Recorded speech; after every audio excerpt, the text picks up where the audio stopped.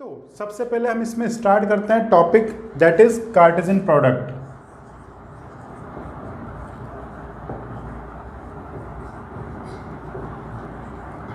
अब Cartesian product किसका? Of sets का कार्टेशियन प्रोडक्ट। अब सेट तो आपको याद है, अगर आप लोगों ने पिछला वाला चैप्टर नहीं पढ़ा है तो पहले पिछले वाले चैप्टर के इंट्रोडक्शन वीडियो देख लीजिए, उसके बाद ही इस चैप्टर को पढ़े तो ज़्यादा अच्छा रहेगा, ज़्यादा इजी समझ में आएगा। ठीक है, इसमें पिछले चैप्टर का इतना ज़्यादा काम तो नहीं है, लेकिन फिर भी वो ज़रूरी है आप पिछले चैप्टर 1 जो आपका है सेट, उसका वीडियो देख लें, उसके बाद ही इस चैप्टर को पढ़ें तो ज़्यादा अच्छा है। ठीक है, तो हम बात करते हैं कार्टेशियन प्रोडक्ट ऑफ सेट को मैं बता दूं, हमने लास्ट क्लास में लास्ट चैप्टर में डिस्कस किया था well defined collection of objects. अब वो ऑब्जेक्ट्स नंबर भी हो सकते हैं और कुछ प्रोडक्ट भी हो सकते हैं, उसको हम क्या बोलते हैं? सेट। ठीक है, अब देखिए ऑर्डर्ड कार्टेशियन प्रोडक्ट की हम बात करते हैं, क्या बात करते हैं तो कार्टेशियन प्रोडक्ट से मतलब क्या है। अब कार्टेशियन प्रोडक्ट देखो हम क्या करते हैं, जैसे कोई भी सेट ले लेते हैं ए बी सी और दूसरा सेट ले लिया हमने बी 1 और 2। ठीक है, अब इनका प्रोडक्ट करना है, तो प्रोडक्ट करने के लिए हम कैसे लिखेंगे? ए क्रॉस बी की फॉर्म में। अब प्रोडक्ट के लिए हम इसको समझते हैं मैपिंग के थ्रू, तो यहाँ पर ए की मैपिंग कर लेते हैं सेट ए की, और यहाँ पर कर लेते हैं सेट बी बी। तो सेट ए में क्या एलिमेंट है? ए बी सी और यहाँ पर 1 2। अब देखिए प्रोडक्ट ऑफ 2 सेट्स, तो प्रोडक्ट कैसे करेंगे? ए क्रॉस बी है, प्रोडक्ट को क्या लिखेंगे? ए क्रॉस बी। अब इसका प्रोडक्ट कैसे करते हैं? बेसिकली प्रोडक्ट को लिखते हैं हम ऑर्डर्ड पेयर्स में। कैसे? पेयर्स में। ए का पेयर पहले 1 के साथ, ए का 2 के साथ। ठीक है, ए का 1 के साथ फिर ए का 2 के साथ पेयर बनाते हैं, फिर बी का 1 के साथ, बी का 2 के साथ, बी का 1 के साथ, बी का 2 के साथ, फिर सी का 1 के साथ, सी का 2 के साथ, सी का 1 के साथ, सी का 2 के साथ। ठीक है, और इसको हम कैसे मिडिल ब्रैकेट्स में पैक कर देते हैं, तो ये क्या बन जाता है? सेट। तो कार्टेशियन प्रोडक्ट ऑफ सेट्स में क्या करते हैं? ए क्रॉस बी में पहले ए के एलिमेंट आएंगे, फिर बी के एलिमेंट आएंगे। क्या बोला मैंने? पहले first of all element of A comma element of B हमने फिक्स किया ना। देखो हमने ऑर्डर से लिखा, क्या लिखा? ऑर्डर से लिखा। कैसे लिखा? कि यहाँ पर किसके एलिमेंट होंगे? सेट ए के, और यहाँ पर किसके एलिमेंट होंगे? बी के। ऐसा नहीं कि बी के एलिमेंट पहले आ जाएंगे, नहीं आएंगे। ए क्रॉस बी लिखा है तो पहले किसके आएंगे? ए के, और बाद में किसके आएंगे? बी के। तो ये पेयर तो बनाया है, लेकिन हमने एक फिक्स ऑर्डर में बनाया है। कैसे बनाया है? फिक्स ऑर्डर में। तो इसलिए इनको क्या बोलते हैं हम? Ordered pair. क्या बोलते हैं हम इसको? Ordered pair. सपोज करो अगर हमें बी क्रॉस ए निकालना है, क्या निकालना है? B cross A. तो बी क्रॉस ए क्या करेंगे? आप लोग बनाइए, पॉज करके इसको नोट कीजिए और बी क्रॉस ए बनाइए पहले। तो बी क्रॉस ए आप लोगों ने बना लिया होगा, चेक कीजिए मेरा सही है या नहीं। तो मैं इसको मैपिंग की थ्रू हेल्प से भी समझाता हूँ एक बार बी क्रॉस ए को। तो बी क्रॉस ए में हम पहले क्या बनाएंगे? बी 1 2 और ए बी सी। अब पेयर्स बनाएंगे, तो 1 का पेयर ए के साथ, 1 का बी के साथ, 1 का सी के साथ। तो 1 का ए के साथ, 1 का बी के साथ, 1 का सी के साथ, फिर 2 का ए के साथ, 2 का बी के साथ, 2 का सी के साथ, 2 का ए के साथ, 2 का बी के साथ, 2 का सी के साथ, और इसको ब्रैकेट्स में पैक कर देंगे। तो ये क्या बन जाएंगे? Cartesian product of sets. और वही पेयर फिक्स है, ऑर्डर फिक्स है। क्या फिक्स है? ऑर्डर। ठीक है, ऑर्डर कैसे फिक्स है? इसमें पहले किसके एलिमेंट आ रहे हैं? यहाँ बी लिख रहा है तो पहले किसके आ रहे हैं? बी के, और यहाँ ए लिख रहा है तो बाद में किसके एलिमेंट आ रहे हैं? ए के। तो इसमें इन सारे पेयर्स, ये तो पेयर्स तो सारे ही हैं, लेकिन एक पर्टिकुलर ऑर्डर में। ऐसा तो नहीं है ना कि ए बी और बी ये दोनों मिक्सअप हो, मतलब कभी ए के एलिमेंट बी के एलिमेंट, ऐसा नहीं। यहाँ पर जो सारे पेयर्स लिखे हुए हैं वो किसके एलिमेंट है? पहले ए के फिर बी के, यहाँ पर पहले बी के फिर ए के। तो इसका मतलब पेयर तो है, लेकिन किसके साथ? ऑर्डर, एक पर्टिकुलर मैनर में है, पर्टिकुलर ऑर्डर में अरेंज है। तो इसलिए इसको क्या बोलेंगे हम? Ordered pairs. ठीक है, तो अब ऑर्डर पेयर्स को हमने किस में ब्रेक किया? मिडिल ब्रैकेट्स में। तो क्या बन गया? कलेक्शन बन गया।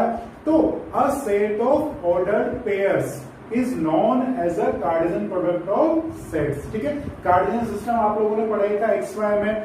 ठीक है, एक्स वाई प्लेन में जो बनाया जाता है, लेकिन कार्टेशियन प्रोडक्ट में क्या होता है, सब कुछ आ सकता है। ओके, तो समझ में आया कार्टेशियन प्रोडक्ट में। इसमें भी एक और एग्जांपल लेते हैं, उससे और क्लियर हो जाएगा। अब एक बात और देखिए, यहाँ पर कितने एलिमेंट थे 3 और यहाँ पर कितने थे 2, तो 3 2 जा 6 एलिमेंट्स बनेंगे। यहाँ पर 2 थे, यहाँ पर 3 थे, तो कितने एलिमेंट्स आएंगे 2 3 जा 6 एलिमेंट्स हमें मिलेंगे। एक और एग्जांपल लेते हैं इसको समझने के लिए, बहुत इजी। ठीक है,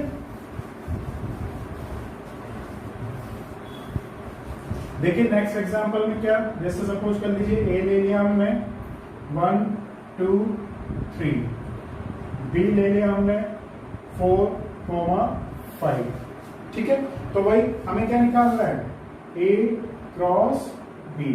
तो ए क्रॉस बी का मतलब 1 की पेयरिंग किसके साथ, 4 के साथ, 1 की 5 के साथ। और चाहे तो आप मैपिंग भी बना सकते हैं, तो मैपिंग बनाएंगे तो क्या होगा,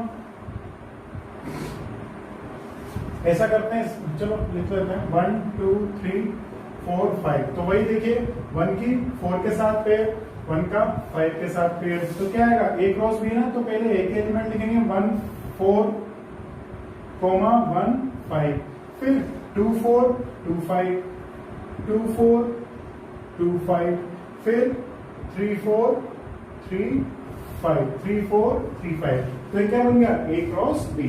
अब देखिए यहाँ पर कितने एलिमेंट्स थे, कार्डिनल नंबर क्या था इसका 3, और इसका कार्डिनल नंबर, इसका कार्डिनल नंबर का मतलब इसमें कितने एलिमेंट्स है, 2 एलिमेंट हैं।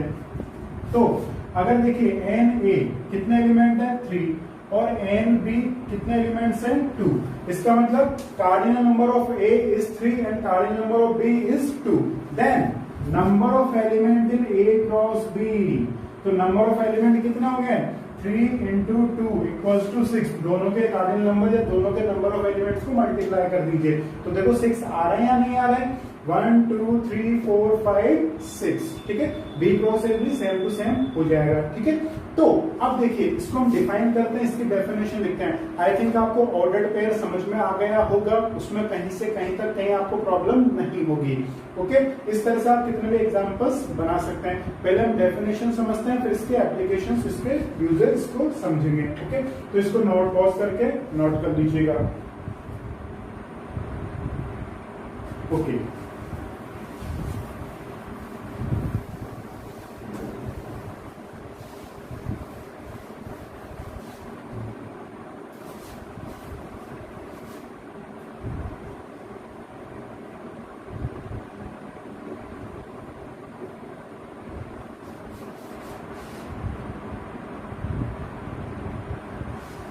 चलिए अब इसमें लेते हैं, देखिए if A and B are 2 non empty, मैंने आपको बोला था वर्ड जरूर आएगा, इसके साथ में एक और वर्ड आता है नॉन वॉइड सेट्स। ठीक है, एंड भी क्या है 2 नॉन वॉइड सेट्स हैं। ठीक है, तो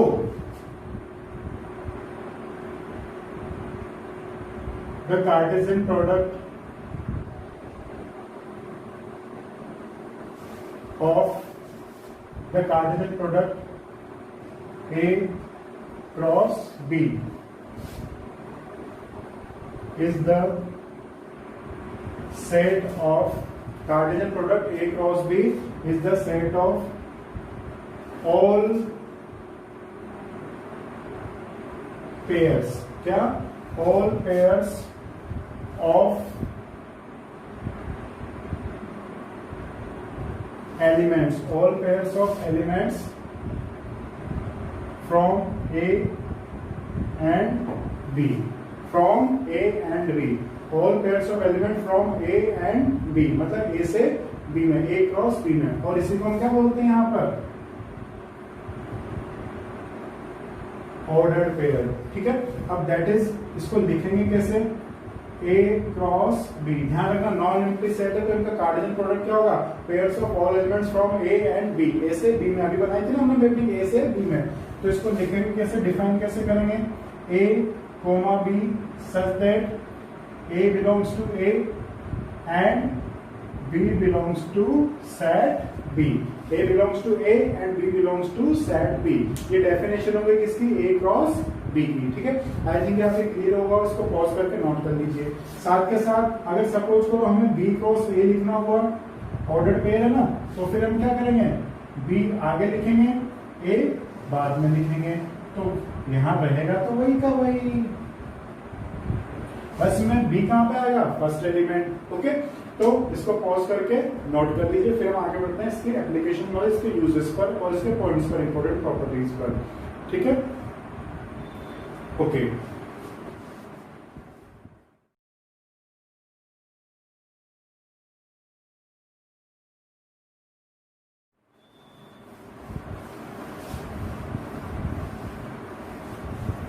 या आप जब भी नोट्स बनाए तो जैसे मैं पॉज करने का बोलता हूं तो आप पॉज करके नोट कर दीजिएगा, उसके बाद ही आगे बढ़े। ठीक है, अब इसके कुछ पॉइंट्स हैं। सबसे पहला पॉइंट, सपोज कर लीजिए ए है आपके पास, ए बी सी, और बी है आपके पास 5। 5 का मतलब ब्लैंक। ठीक है, ब्लैंक का मतलब क्या हुआ, जैसे देखिए यहाँ पर क्या हो गया, ए बी सी, और यहाँ पर सॉरी छोटा लेना है, ए बी सी, ये तो हो गया ए और ये हो गया बी। अब बताओ कुछ है नहीं तो इसकी मैपिंग किससे बनाएंगे, पेयर किसके साथ बनाएंगे, तो इसका मतलब क्या होगा, ए क्रॉस बी भी क्या होगा, 5 होगा। इसका मतलब अगर ए और बी दोनों में से कोई एक सेट नल सेट है, कोई एक सेट 5 सेट है, 5 है, नल सेट है, एम्प्टी सेट है, तो उन दोनों का प्रोडक्ट भी, उन दोनों सेट का प्रोडक्ट भी क्या होगा, 5 होगा। ठीक है, सेकंड पॉइंट, सपोज कर लीजिए आपके पास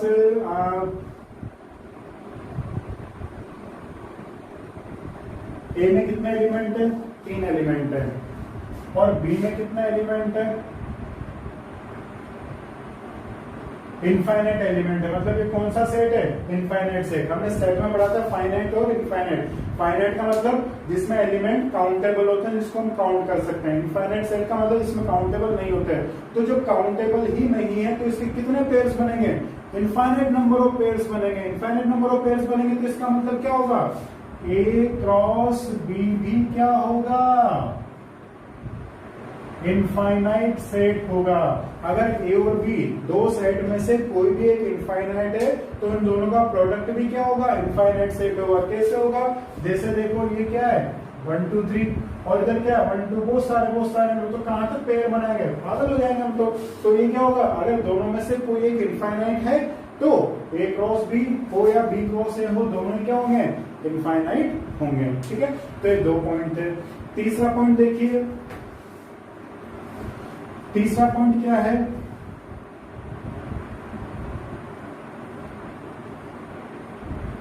इक्वल ऑर्डर्ड पेयर। क्या, इक्वल ऑर्डर्ड पेयर। सपोज कर लो 2 ऑर्डर्ड पेयर हैं x, y, और इनके बीच में इक्वल लग रहा है, तो ये कहां काम आएगा, ऑब्वियस सी बात है, 2 ऑर्डर्ड पेयर अगर इक्वल है तो इनके कॉरस्पॉन्डिंग एलिमेंट्स भी क्या होंगे, इक्वल होंगे। तो इसका मतलब x की वैल्यू कितनी होगी, 5 होगी, और y की वैल्यू कितनी होगी, 6 होगी। ऑब्वियस सी बात है।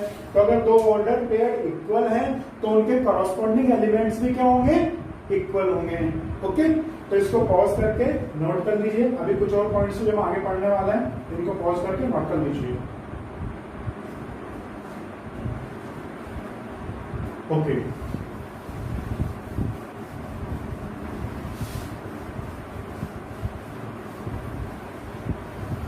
नेक्स्ट पॉइंट पढ़ते हैं जो अभी हमने प्रैक्टिकली प्रूव किया था। If n A equals to P, मतलब ए में कितने एलिमेंट है, पी एलिमेंट है। कितने एलिमेंट है,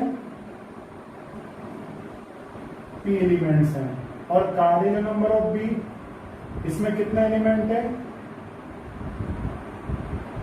क्यू एलिमेंट्स। जब ये जैसे भी पिछले एग्जांपल में ए में कितने एलिमेंट थे, 3 और 2, तो ए क्रॉस बी में कितने एलिमेंट्स होंगे, n A cross n B, मतलब पी इंटू क्यू, मतलब 3 इंटू 2 कितने एलिमेंट्स हो जाएंगे, 6, जैसा अभी थोड़ी देर पहले हमने किया था। ठीक है, तो ये ध्यान रखिएगा। इसको हम प्रैक्टिकली भी प्रूव कर चुके हैं ऑलरेडी। तो यहाँ पर आप चाहें तो इसको p इंटू क्यू, मतलब जितने एलिमेंट इतने होंगे उन दोनों को मल्टीप्लाई कर देंगे तो किसके एलिमेंट मिल जाएंगे हमें, इन दोनों के कार्टेशियन प्रोडक्ट के। ओके, नेक्स्ट आता है आपके पास ऑर्डर्ड ट्रिपलेट। ठीक है, तो इसको हम समझेंगे। देखो पेयर में क्या थे, 2, ट्रिपलेट में कितने आ जाएंगे, 3 easily. If A is a set, और सेट भी कौन सा, non void, then ordered triplet is given by A cross A cross A, A comma A comma A such that A belongs to A। ठीक है, इसको क्या बोलेंगे, order triplet. अब इसका एक एग्जांपल हम ले लेते हैं तो थोड़ा और क्लियर हो जाएगा ये। इसको नोट कर दीजिए पॉज करके।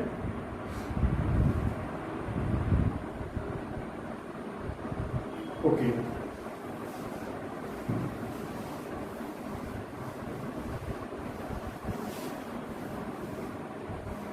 अब जैसे देखिए ए है 1 और 3, क्या एलिमेंट है इसमें, 1 और 3। तो अब इसका ट्रिपलेट निकालना है। Find A cross A. तो पहले हम क्या निकालेंगे, ए क्रॉस ए। तो ए क्रॉस ए कैसे बनेगा,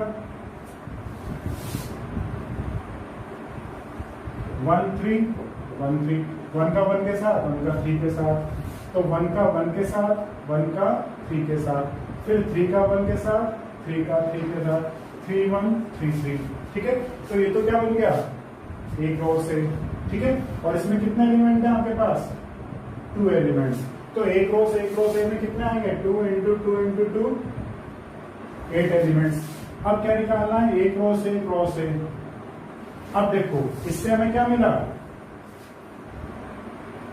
1 1 1 3 3 1 3 3।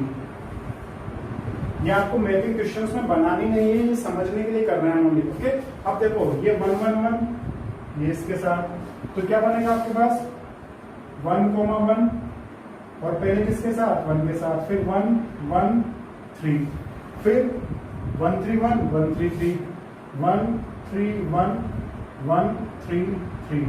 ठीक है, सिमिलरली 3 1 1 3 1 3, फिर 3 3 1 3 3 3। तो देखो कितने आ गए, 1 2 3 4 5 6 7 8। ठीक है, तो ऑर्डर ट्रिपलेट के आंसर्स हो जाएंगे, एग्जांपल हो गया। ठीक है, आई थिंक आपके क्लियर हुआ होगा। अब इस जो भी इंट्रोडक्शन है अभी उसके साथ आप कर सकते हैं एक्सरसाइज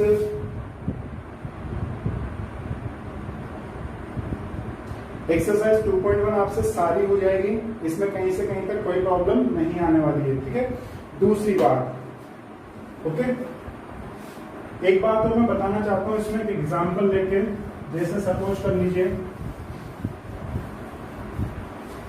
इसको पॉज करके नोट कर ही लिया होगा आपने।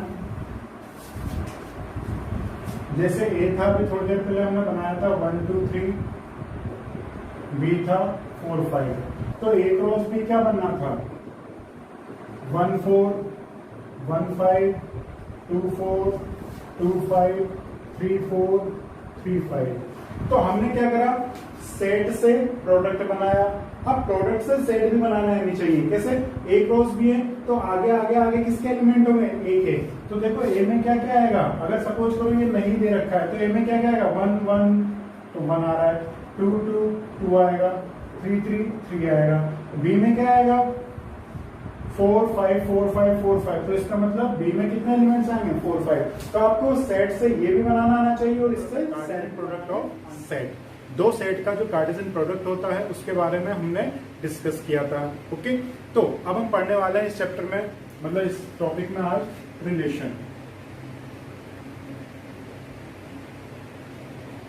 और रिलेशंस को समझने के लिए मैं अभी यहाँ पर बोर्ड पर कुछ मैपिंग बना रहा हूँ, उस मैपिंग को आप नोट करेंगे, बना लेंगे कॉपी में, और उसके बाद फिर उसके बिहाफ पर मैं आपको रिलेशंस को एक्सप्लेन करूंगा। ओके, ओके, ये कुछ मैपिंग है जो आपको यहाँ पर एक्सप्लेन की हुई है मैंने, इनको देखते हैं। ये set A to set B में हमें रिलेशन बनाना है। रिलेशन क्या है? b equal to A plus 5। Relation ऐसा कोई डरावना वर्ड नहीं है। रिलेशन का मतलब दो कलेक्शन के बिटवीन कोई एक रिलेशनशिप। अब रिलेशनशिप कुछ भी हो सकती है, रूल कुछ भी हो सकता है। जैसे यहाँ पर रूल क्या है? b equal to A plus 5। पहले हम प्रैक्टिकली समझ रहे हैं, फिर इसकी डेफिनेशन समझेंगे, ठीक है। अब देखिए इसमें क्या रिलेशन है, a की वैल्यू 1 पुट करेंगे तो 1 प्लस 5 कितना आएगा? 6, 2 प्लस 5 7, 3 प्लस 5 8। तो ये इसकी मैपिंग हो गई, ये इसका रिलेशन हो गया। तो इसमें कौन कौन रिलेटेड है? 1 का रिलेशन 6 से है, 2 का रिलेशन 7 से है, 3 का रिलेशन किससे? 8 से। आप चाहे तो इसको ऐसे लिख लें या आप चाहे तो इसको ऐसे भी लिख सकते हैं, 1,6, 2,7, 3,8। ठीक है। यहां देखिए y is greater than x। यहाँ रिलेशन क्या है कि y किससे बड़ा होना चाहिए? x से बड़ा होना चाहिए। तो देखो 1 से ग्रेटर कौन कौन है? 4 भी है, 5 भी है और 6 भी है। तो 1 से ग्रेटर 4 भी है, 5 भी है और 6 भी है। 2 से ग्रेटर 4 भी है, 5 भी है और 6 भी है। 3 से ग्रेटर 4, 5, 6। तो इसका मतलब यहाँ पर सभी का सभी से रिलेशन है। इस वाले एग्जाम्पल्स में देखिए y इक्वल टू 5। तो 1 का रिलेशन कुछ भी हो एक में से, 1 का रिलेशन किससे आएगा? 5 से। 2 का भी 5 से और 3 का भी 5 से। तो ये रिलेशन के कुछ एग्जांपल्स थे। अगर इसको हम बनाएंगे तो क्या बनेगा आपके पास? 1 related to 4, 1 related to 5, 1 related to 6, 2 related 4, 2 related 5, 2 related 6 और 3 रिलेटेड 6, 3 रिलेटेड 5 और 3 रिलेटेड 4। ये इसमें बनेगा। इसमें क्या बनेगा? 1 का रिलेशन 5 से, 2 का भी 5 से और 3 का भी 5 से। ये इसमें रिलेशन बना। ठीक है। अब समझने वाली बात क्या है? रिलेशन की डेफिनेशन देखिए। रिलेशनशिप क्या होती है? दो नॉन वॉइड सेट होने कंपलसरी है। नॉन वॉइड का मतलब मैंने आपको पहले बताया था। नॉन वॉइड का मतलब ब्लैंक नहीं होने चाहिए, कुछ ना कुछ एलिमेंट्स उनमें होने चाहिए, तभी उनका कार्टेशियन प्रोडक्ट निकलेगा और कार्टेशियन प्रोडक्ट से ही हम इसकी डेफिनेशन डिफाइन करेंगे। ठीक है। तो नॉन वॉइड सेट मतलब खाली नहीं होनी चाहिए, नॉन एम्प्टी सेट। उन दो सेट में रिलेशन किसी रूल के अकॉर्डिंग दो एलिमेंट आपस में एक दूसरे से रिलेटेड होते हैं और इस रिलेशन को हम बताते हैं कि जो रिलेशन होता है R, वो सबसेट होता है, is a subset of product of their sets. मतलब R is a subset of A cross B। मतलब जो इनका कार्टेशियन प्रोडक्ट होगा A क्रॉस B, उसका सबसेट क्या होगा? R होगा। और सबसेट को हम कैसे डिनोट करते हैं? इससे डिनोट करते हैं। और याद है फर्स्ट चैप्टर में पढ़ा था, इक्वल भी ले सकते हैं। इक्वल क्यों होगा वो भी हम देखेंगे। तो क्या होगा? रिलेशन R, जो इसकी डेफिनेशन होती है वो ये होती है, relation R is a subset of A cross B। अब हम यही देखेंगे कि ये सबसेट कैसे होता है। तो आप इसको पॉज करके नोट कर लीजिए, फिर हम चेक करते हैं कि ये सबसेट कैसे होगा। ओके। हम इसके लिए हम एक एग्जांपल लेंगे, दोनों ही लेंगे, उसमें देखेंगे कि सबसेट कैसे होगा। चलो first and second and third ले लेते हैं कि सबसेट कैसे होगा। ओके, चलिए इसको पॉज करके नोट कर लीजिए।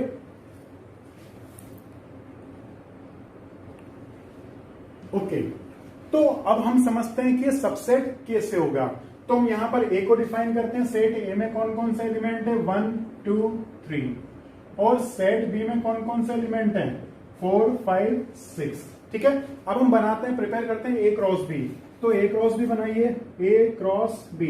ए और बी का कार्टेशियन प्रोडक्ट, तो 1 का 4 के साथ पेयर आएगा, 1, 5, 1, 6। फिर 2, 4, 2, 5, 2, 6।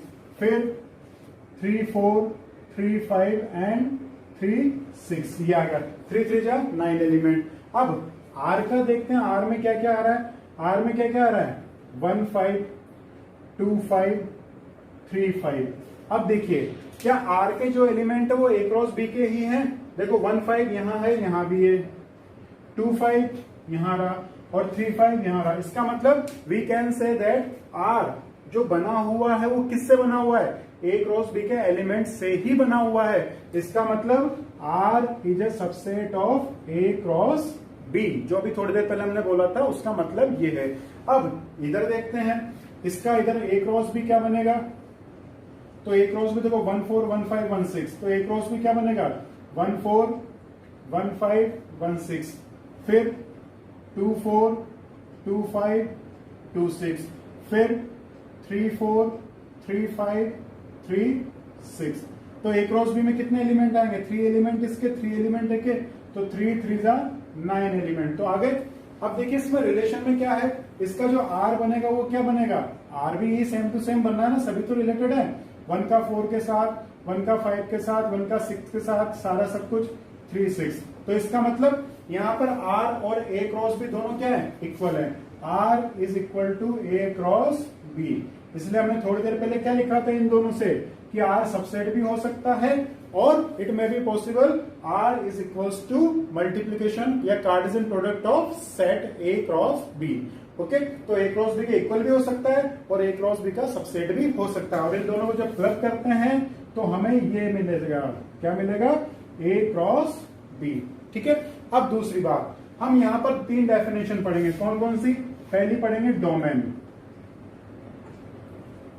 अब डोमेन क्या होता है, अगर ए टू बी में रिलेशन है, किससे किस में रिलेशन है, ए टू बी में, तो सेट ए के जो सारे एलिमेंट होते हैं वो क्या होते हैं, डोमेन। ठीक है, सेट ए जो होता है वो क्या होता है, डोमेन आपके पास। ठीक है, चलो पहले इसको नोट कर लीजिए, इसको पॉज करके ये दोनों चीजें, फिर हम समझते हैं डोमेन क्या होता है। ओके, तो हम देखते हैं 3 चीजें रिलेशन में, डोमेन, रेंज और आर। हमने ए टू बी में आ रही है, प्रूव कर दिया कि R is a subset of A cross B, Cartesian product of set A and set B. ठीक है, अब देखते हैं 3 डेफिनेशन इसमें आती है, हम इसको सबको भी डिफाइन करेंगे। सबसे पहले बारी आती है डोमेन की, तो इसके अकॉर्डिंग हम समझते हैं कि यहां पर कोई रिलेशन आर है, किससे किस में डिफाइन है, ए से बी में डिफाइन है, किससे किस में डिफाइन है, ए से बी में। तो डोमेन क्या होगा, domain is a set of all first elements of R, means R के जो भी फर्स्ट एलिमेंट होंगे उनका सेट, उसको क्या बोलेंगे, डोमेन। तो R के फर्स्ट एलिमेंट कौन कौन से हैं, फर्स्ट एलिमेंट ऑफ, इसको और अच्छा क्लियर करते हैं, ordered pair of R. R के जो भी ऑर्डर्ड पेयर हैं उनके जो भी फर्स्ट एलिमेंट होंगे वो सारे क्या होंगे, डोमेन। तो देखो इसके फर्स्ट एलिमेंट क्या है, 1 है, 2 है, 3 है। ठीक है, सपोज करो अगर यहाँ पर 4 भी होता तो 4 नहीं आता, क्या नहीं आता, 4 नहीं आता। जो आर के फर्स्ट एलिमेंट है वो, तो आर के फर्स्ट एलिमेंट क्या क्या है, 1 2 3। ठीक है, अब बारी आती है रेंज की, तो अगर फर्स्ट एलिमेंट डोमेन है तो same to same second element of R, तो सेकेंड एलिमेंट क्या होंगे, रेंज। या हम ये बोल सकते हैं कि जो भी इसकी इमेजेस हैं, जैसे 1 की इमेज क्या है 5, 2 की भी 5, 3 की भी 5, वो सारी क्या होगी, रेंज होगी 5। ओके, और कोडोमेन क्या होगा, इफ रिलेशन किससे किस में डिफाइन है, ए टू बी में, तो सेट बी क्या होता है, कोडोमेन। सेट बी क्या होगा, पूरा का पूरा कोडोमेन होगा। सेट बी क्या होगा, कोडोमेन। तो वापिस समझिए, जो भी इस रिलेशन के जो भी फर्स्ट एलिमेंट होंगे वो सारे होंगे डोमेन, सेकंड एलिमेंट जो भी होंगे वो सारी होगी रेंज, और जो सेट बी होगा वो पूरा का पूरा क्या होगा, कोडोमेन। 4 5 6। ठीक है, इसको पॉज करके नोट कर लीजिए, फिर मैं एक एग्जांपल और लेता हूं, उससे और ज्यादा ये क्लियर हो जाएगा। ओके,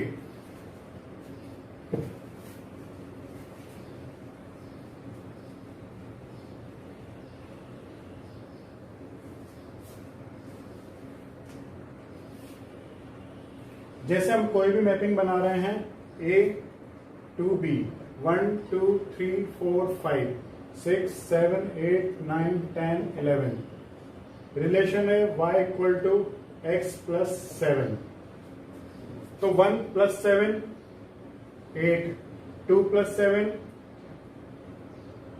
9 10 11। तो रिलेशन किस किस का आया, 1 का 8 के साथ, 2 का 9 के साथ, 3 का 10 के साथ, 4 का 11 के साथ। तो यहां पर डोमेन क्या होगा आपके पास, डोमेन 1 8, फर्स्ट एलिमेंट, जो भी फर्स्ट एलिमेंट है ऑर्डर्ड पेयर, तो ऑर्डर्ड पेयर क्या क्या आएंगे रिलेशन में आपके पास, 1 8, 2 9, 3 10 एंड 4 11। तो इनके फर्स्ट एलिमेंट क्या क्या है, 1 2 3 4, ये सारे क्या हो जाएंगे, डोमेन। रेंज क्या होगी, जो कि इमेजेस होगी, मतलब सेकेंडरी एलिमेंट 8, 9, 10, 11, 8, 9, 10, 11। और कोडोमेन क्या होगा? कोडोमेन क्या होगा? Set B. और सेट बी का मतलब पूरा 6, 7, 8, 9, 10, 11। ठीक है, तो ये तो हुआ डोमेन रेंज एंड कोडोमेन का प्रैक्टिकल। अब इसको डेफिनेशन में लिख देता हूं। डेफिनेशन या आपकी बुक में भी डेफिनेशन है, आप एज इट इज वो लिख सकते हैं, वहां से आपको समझ में आ जाएगा। उसके अभी मैं स्क्रीनशॉट आपके यहाँ डाल शेयर कर दूंगा, उसको आप लिख लीजिएगा। ठीक है, इसको पॉज करके नोट कर लीजिए। आई थिंक ये क्लियर हो गया होगा।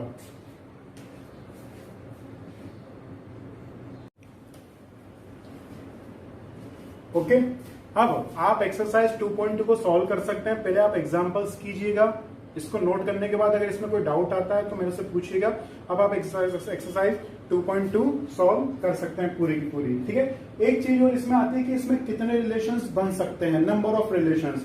तो नंबर ऑफ रिलेशंस में क्या होता है, जैसे ए क्रॉस बी में जितने एलिमेंट होंगे, जैसे सपोज कर लीजिए ए क्रॉस बी में आपके पास है एम एलिमेंट, यहां पर लिख देता हूं मैं।